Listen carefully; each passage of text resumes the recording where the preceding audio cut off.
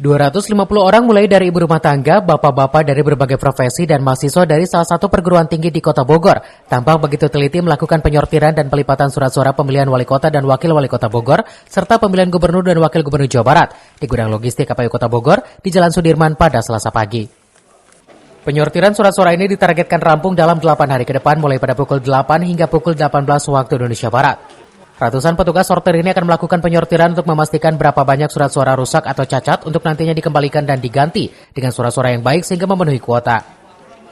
Oh, masih kuliah? Kuliah di mana, Kang? Di Belajar dan Informatika.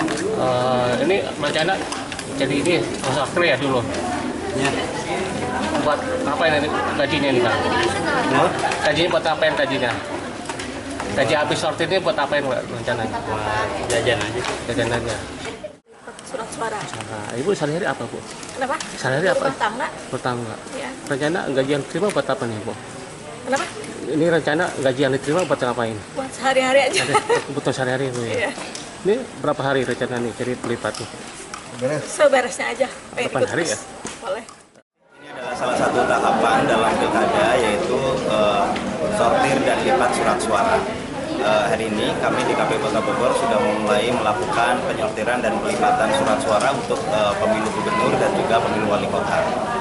Kita melibatkan 250 warga se-Kota Bogor untuk proses penyortiran dan pelipatan ini.